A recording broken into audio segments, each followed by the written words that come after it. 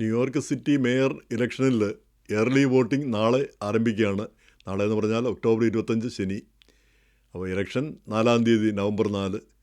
അപ്പോൾ ഇത്രയും ദിവസം ആളുകൾക്ക് പോയി വോട്ട് ചെയ്യാം. അപ്പോൾ മുൻനിരയിൽ നിൽക്കുന്ന മുന്നണി സ്ഥാനാർത്ഥിയായ സൊഹ്റാൻ മാംദാനി ജയിക്കുമെന്ന് തന്നെയാണ് നമ്മളിപ്പോഴും കരുതുന്നത്. പക്ഷേ അദ്ദേഹത്തിനെതിരെ ശക്തമായ ആക്ഷേപങ്ങൾ ഇപ്പോൾ ഉയർന്നിട്ടുണ്ട്. അത് എല്ലാം ഇസ്ലാമോഫോബിയയുടെ ഭാഗമാണെന്ന് മാംദാനി പറയുന്നു. അപ്പോൾ എന്തായാലും അതേപ്പറ്റി പറയും മുമ്പ് ഈ മാംദാനി അമേരിക്കൻ പൗരനാകുന്നത് 2018 7 വർഷമേ ആയുള്ളൂ. 7 വർഷത്തിൽ ഈ 4 വർഷം ആയി അദ്ദേഹം സ്റ്റേറ്റ് അസംബ്ലി മെമ്പറാണ് 4 വർഷമായിട്ട്. ഇപ്പോൾ ഇനി മേയറാകാൻ പോകുന്നത്. അപ്പോൾ വളരെ പെട്ടെന്നാണ്.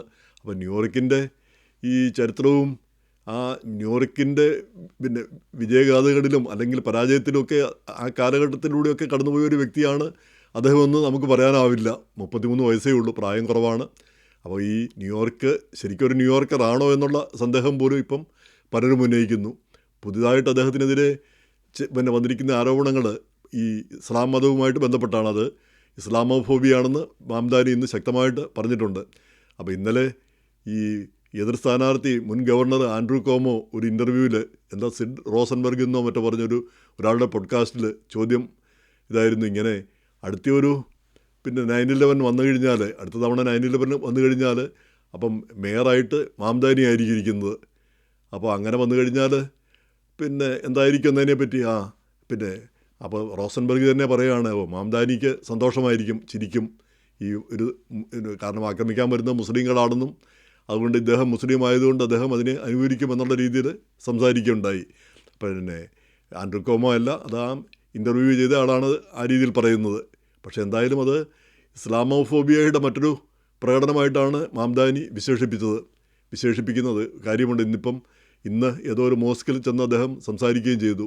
ഇത് ഇസ്ലാമോഫോബിയാണ്, ഇങ്ങനെ താൻ ചിന്തിക്കാത്ത കാര്യങ്ങൾ കൂടി തനിക്കെതിരെ ആരോപിക്കുന്നു. അതുപോലെ തന്നെ അകറ്റി നിർത്താനും തന്നെയും അതുപോലെ തന്നെ റേസിസ്റ്റ് നിലപാടുകളിലൂടെ തന്നെയും അതുപോലെ തന്നെ പുതിയ തലമുറ പുതുതായിട്ട് ഇവിടെ വരുന്നവരെയൊക്കെ മാറ്റി നിർത്താനുമൊക്കെയുള്ള നടപടികളാണ്, ആ റേസിസ്റ്റ് നീക്കങ്ങളാണ് ഇതിൻ്റെ എല്ലാം പിന്നിൽ നിന്നാണ് അദ്ദേഹം ആരോപിച്ചത്. അതുപോലെ തന്നെ അദ്ദേഹം ചോദിച്ചൊരു കാര്യമുണ്ട്, നിങ്ങളിൽ പലരുടെയും പേരുകൾ, നിങ്ങളുടെ എത്ര പേരുടെ പേരുകൾ ശരിക്കും ഉച്ചരിച്ചിട്ടുണ്ട്, എവിടെയെല്ലാം ഉച്ചരിച്ചിട്ടുണ്ട്. അപ്പോൾ പേരുകൾ തെറ്റിപ്പോകുന്നത് അല്ലെങ്കിൽ പേരുകൾ ശരിക്കും ഉപയോഗിക്കാൻ പറ്റാതെ വരുന്നത് അതത്ര ഒരു കുറ്റകരമായൊരു കാര്യമാണ്. കഴിഞ്ഞ ദിവസം ദീപാവലി ആഘോഷത്തിൽ പ്രസിഡന്റ് ട്രംപ് തന്നെ പല ഇന്ത്യക്കാരുടെയും പേര് തെറ്റിച്ചാണ് പറയുന്നത് ശരിക്കും പറയാനായിട്ട് കഴിഞ്ഞില്ല. പല പേരുകളും പറയാനാവില്ല, നമുക്ക് തന്നെ അത് പറയാൻ പറ്റാതെയും വരാറുണ്ട്. അപ്പോൾ അതൊരു കുറ്റമായിട്ട് കാണേണ്ടതില്ല. എന്തായാലും ഈ മോസ്കിൽ പോവുകയും അവിടെയുള്ള ആളുകളോടെല്ലാം വോട്ട് ചെയ്യാനായിട്ട് വോട്ടർമാരാകാത്തവരോടെല്ലാം വോട്ട് ചെയ്യാനായിട്ട് മാംദാനി അഭ്യർത്ഥിക്കുകയും ചെയ്തു. അപ്പം ഇത് ആൻഡ്രൂ കോമോയും മറ്റും അദ്ദേഹത്തിൻ്റെ ഈ ഭരണകാലത്തിൻ്റെ അതായത് ഇത്രയും കാലം ഭരിച്ചു, ഇപ്രാവശ്യം ഇതോടുകൂടി ഈ മേയർ ഇലക്ഷനോടുകൂടി അദ്ദേഹം ഔട്ടാകുമെന്നാണ് മാംദാനി സൂചിപ്പിക്കുന്നത്. അപ്പോൾ അദ്ദേഹത്തിൻ്റെ ഭരണകാലത്തിൻ്റെ ഈ പൊതുപ്രവർത്തനത്തിൻ്റെ അവസാന കാലഘട്ടത്തിൽ ഇങ്ങനെയുള്ള മോശമായ പരാമർശങ്ങളാണ് അദ്ദേഹം നടത്തുന്നത് എന്നുള്ള രീതിയിലും മാംദാനി പറയുകയുണ്ടായി. എന്തായാലും ഈ മാംദാനിക്ക് അനുകൂലമായിട്ട് ഇന്നിപ്പം കോൺഗ്രസിലെ മൈനോറിറ്റി ലീഡർ ഹക്കീം ജഫ്രീസ് അദ്ദേഹത്തെ എൻഡോഴ്സ് ചെയ്തിട്ടുണ്ട്. ഈ mayor New York governor Kathy Hochul നേരത്തെ തന്നെ എൻഡോഴ്സ് ചെയ്തിരുന്നു. അപ്പോൾ ഈ ആൻഡ്രൂ കോമോയുടെ ഈ പരാമർശത്തിനെതിരെ കാത്തി ഹോക്കൽ പറഞ്ഞിരിക്കുന്നത് അത് ഗെറ്റോഐസ് ചെയ്യുന്നത് ഒരു ഗെറ്റോഐസ് ചെയ്യുന്നത് പോലെ ആ രീതിയിലുള്ളൊരു പരാമർശമായി പോയി, വളരെ മോശമായി പോയി എന്നുള്ള രീതിയിലാണ് അവരും പ്രതികരിച്ചത്. എന്തായാലും ഈ ജാതിയും മതവും ഒക്കെ കൂടി ഈ ഇലക്ഷനിൽ എടുത്ത് ഉപയോഗിക്കപ്പെടുന്നു എന്നുള്ളതാണ് ഇപ്പോഴത്തെ ഒരവസ്ഥ. അതുകൊണ്ട് മാംദാനിക്ക് എന്തെങ്കിലും ദോഷം വരുമെന്ന് കരുതേണ്ടതില്ല. കാരണം മാംദാനിക്ക് അനുകൂലമായ ഘടകങ്ങൾ നമ്മൾ നേരത്തെ തന്നെ പറഞ്ഞതാണ്. യുവാക്കളുടെ ഒരു വലിയ നിര, അതുപോലെ തന്നെ പാവപ്പെട്ടവരുടെ ആ രോഷത്തിൻ്റെ അവരുടെ മുഴുവൻ പിന്തുണ, ഈ റെൻറ്റ് കൺട്രോൾ കിട്ടും, വാടക കൂട്ടിയില്ല എന്നുള്ളതുകൊണ്ട് അവരുടെ പിന്തുണ, മുസ്ലിം സമൂഹം അവരുടെ പിന്തുണ, മൊത്തമായിട്ടുള്ള പിന്തുണ ഇതെല്ലാം കിട്ടും.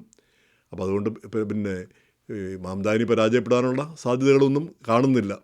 എങ്കിൽ പോലും അദ്ദേഹത്തിനെതിരെ ഇപ്പോൾ ഉയർന്നു വന്നിരിക്കുന്നു. ഇന്നിപ്പോൾ ഈ മലയാളിയിൽ ജോർജ് എബ്രഹാം INOC ലീഡർ അദ്ദേഹം എഴുതിയ ഒരു ലേഖനം വളരെ ശ്രദ്ധേയമാണ്.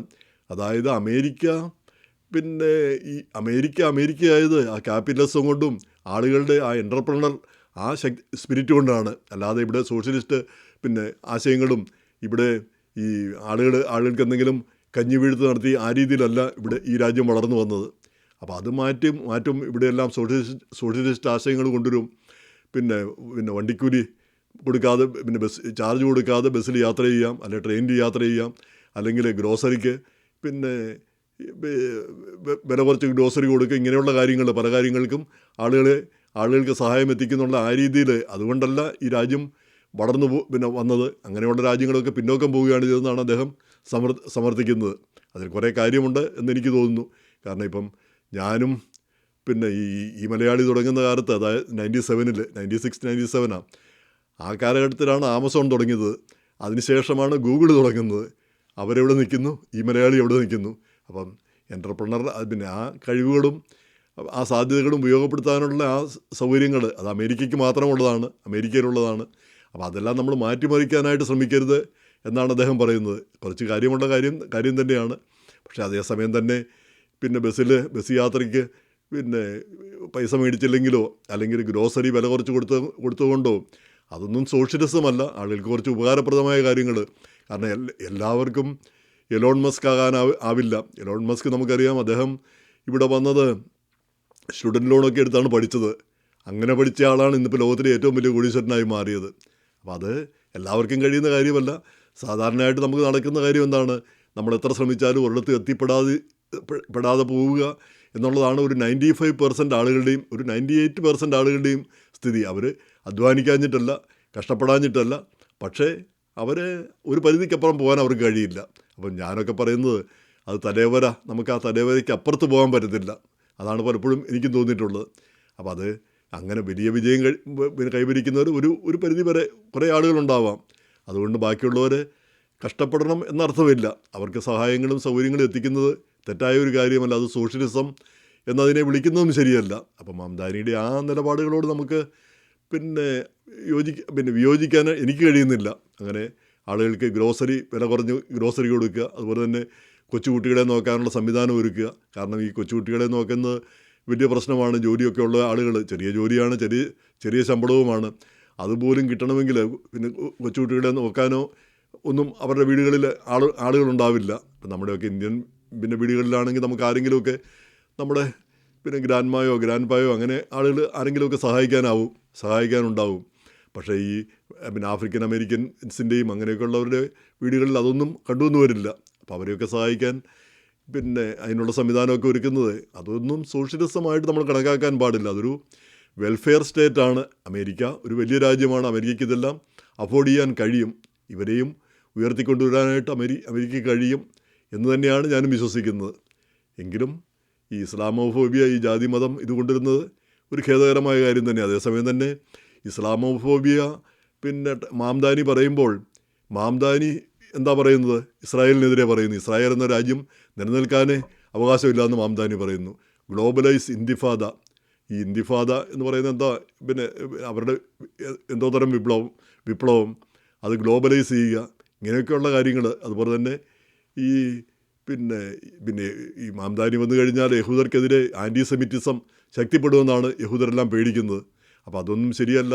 അതൊക്കെ തെറ്റായ ഒരു ധാരണയാണെന്നൊക്കെയാണ് മാംദാനി പറയുന്നത്. പക്ഷേ മാംദാനി മാത്രമല്ലല്ലോ, കൂട്ടാളികളായിട്ട് വരുന്നവരും അവരെയും നമ്മൾ കാണേണ്ടതുണ്ടല്ലോ.